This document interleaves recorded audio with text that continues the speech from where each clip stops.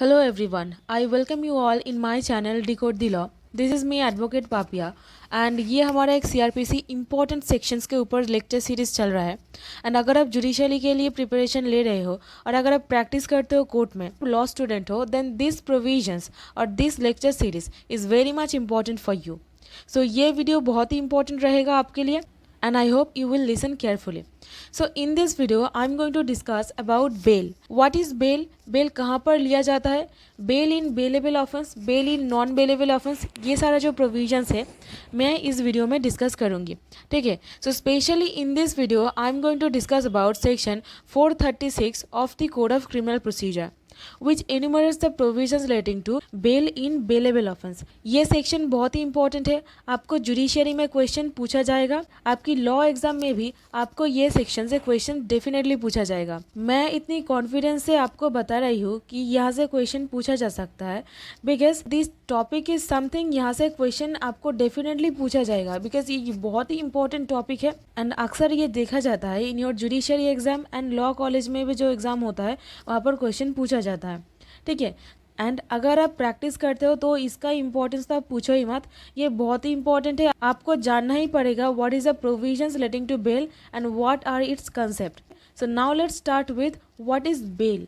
So the term bail has not been defined anywhere in the code of criminal procedure. मतलब bell को कहीं पर भी define नहीं किया गया है, but the term bailable offence and non bailable offence ये डिफाइन किया गया है, ठीक है। So if we want to find the definition of bail, we have to cast our glance at law of lexicon. So it basically states that it is as security for appearance for the accused person on giving which he is released pending trial और investigation.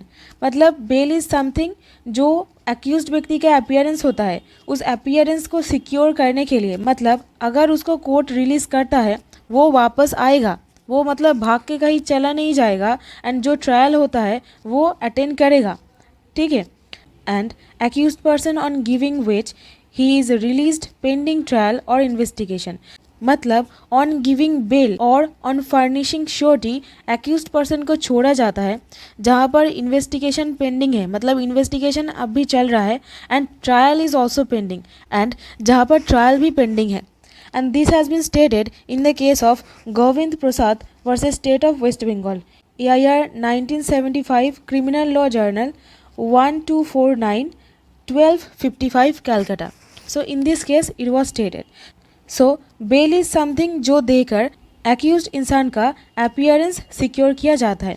And supreme court बोल रहा है bail covers both the things like release on his own bond with or without surety, मतलब without surety में जो accused इंसान release होता है एंड विथ श्योरिटी मतलब श्योरिटी दे के जो रिलीज होता है, both of these things include in the concept of bail. So the provisions relating to bail is something which is actually innate in the fundamental canon of criminal jurisprudence system. So basically the presumption of the innocence of the accused till he is found guilty, ये जो concept होता है that जब तक कि वो guilty prove नहीं हो जाता उस accused को innocent समझा जाता है, right? So that's the concept on the basis of which our entire Indian criminal judiciary system is conduct हो रहा है।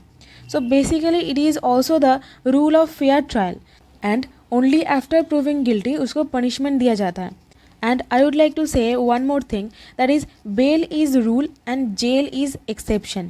मतलब it is always, मतलब जो सारा हाई कोर्ट्स है and Supreme Court of India also is of the opinion that bail is rule and jail is exception. मतलब bail दिया जाना ये मतलब ये एक बेसिक रूल है, ठीक है, एंड जेल एक्सेप्शनल केसेस में होना चाहिए। So this is something which is really important from your exam perspective. Now let's start with section 436 of the Code of Criminal Procedure.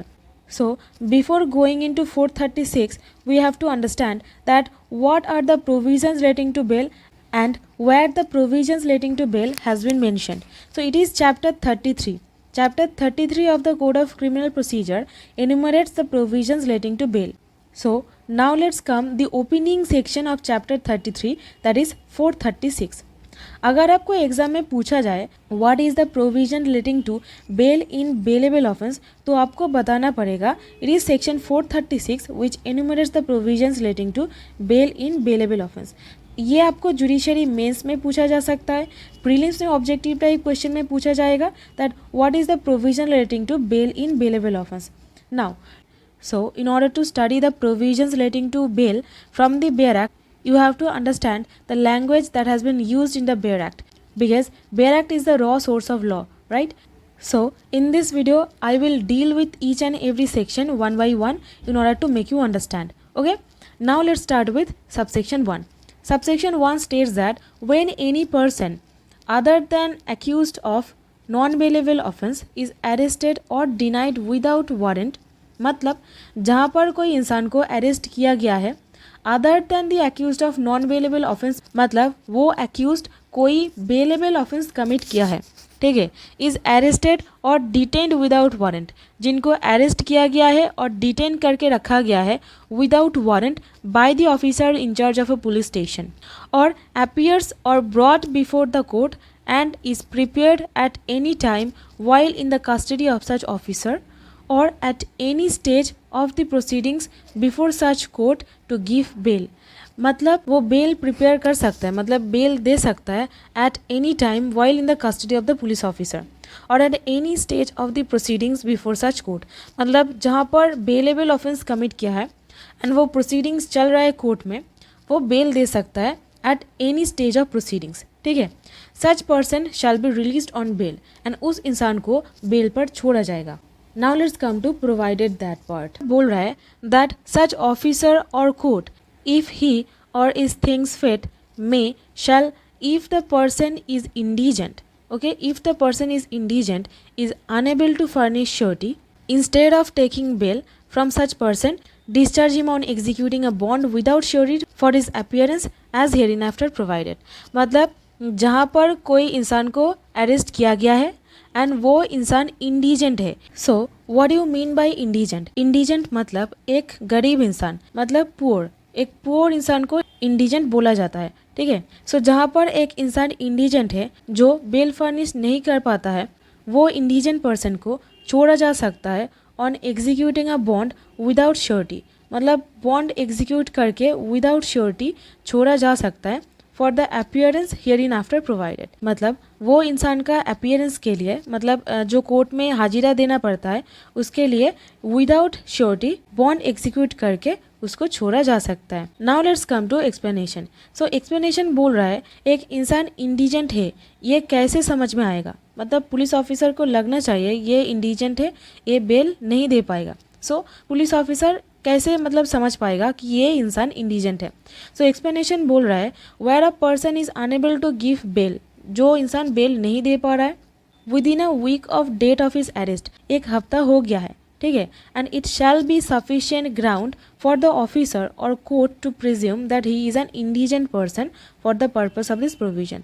मतलब जहाँ पर अरेस्ट हो गया है एंड 1 वीक क्रॉस कर गया है, ठीक है, वो बेल नहीं दे पा रहा है, at that point of time court and that officer who has arrested that particular person, वो मतलब presume कर लेगा कि वो इंसान एक indigent person है. Now let's come to provided further. Provided further states that nothing in this section shall be deemed to affect the provisions of subsection 3 of section 116 or section 446A. मतलब 116 enumerates the provisions relating to security for keeping peace and good behavior का जो provision होता है और public tranquility maintain करने के लिए जो bond execute किया जाता है वो provision बताया गया है. एंड 446A में बताया गया है cancellation of bail and bail bond, मतलब बेल और बेल बॉन्ड कब कैंसिल किया जाता है. I will deal with this provision later on because this is also very important and यहाँ से भी क्वेश्चन पूछा जाता है. So I will make a separate video on this. Okay, now let's come to subsection 2. Subsection 2 states about notwithstanding anything contained in subsection 1, मतलब subsection 1 में जो बताया गया है where a person is failed to comply with the conditions of his bail bond, मतलब जहाँ पर एक इंसान को बेल बॉन्ड पर छोड़ा गया है कुछ मतलब कंडीशन दे के. सपोज एक्यूज्ड इंसान को डायरेक्ट किया जा रहा है आप हफ्ते में 2 बार इस प्लेस में 11 बजे अटेंडेंस देंगे, मतलब हाजिर होंगे. ये सारा टर्म्स लिखा रहता है बेल बॉन्ड में. अगर कोई एक्यूज्ड बेल बॉन्ड का जो कंडीशन बताया गया है ये कंप्लाई करने में मतलब फेल हो जाता है, at that point of time court में refuse to release him on bail. Court तब रिफ्यूज़ कर सकता है to release that particular person on bail. Then, when on a subsequent occasion in the same case he appears before court or is brought in custody, and any such refusal shall be without prejudice। मतलब subsequent occasion पर अगर उसको लाया जाए before the court or is brought in the custody, and any such refusal shall be without any kind of prejudice। So this is the bare provision. And now I will tell you some important aspects like provisions relating to bail in bailable offence. In case of bail in bailable offence, it is a matter of right.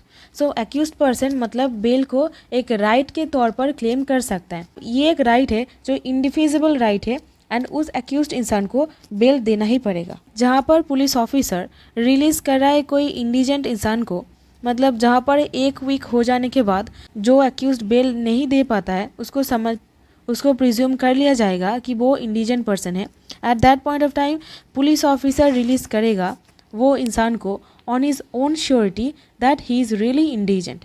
ठीक है।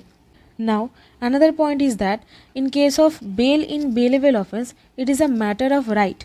मतलब accused bail claim कर सकता है as a matter of right and there is no discretion on the part of the court और police officer to give bail. So this is something which is matter of right and ये accused इंसान का इंडिफिजिबल right है, उसको bell देना ही पड़ेगा because वो एक बेलेबल ऑफेंस कमिट किया है। बट अगर बेल में रिलीज़ किया गया है एंड बेल बॉन्ड का जो कंडीशन है वो कंप्लाई करने में एक्यूज्ड इंसान फेल कर जाता है, at that point of time court refuse कर सकता है उसको बेल देने के लिए। ठीक है। Now let's come to another point. The word appears that has been used in section 436 subsection 1 is actually wide enough to include voluntary appearance of the accused person। मतलब ये वाइड इनफ है जो include करेगा voluntary appearance जो होता है on accused person जो कर रहा है उसको इंक्लूड करेगा, and even where no summons or warrant has been issued against him, and जहाँ पर कोई भी समन और वारंट इशू नहीं किया गया है अगेंस्ट द एक्यूज पर्सन वो भी इंक्लूड करेगा। So these are the important points that I have incorporated in this video, and if you incorporate these points in your answer writing it will fetch additional marks। and I hope आपको पसंद आया है। अगर पसंद आया है please like the video, share this with your friends and subscribe to my channel। So I will see you on the other side. Till then stay blessed, stay happy, keep learning new things। Thank you so much।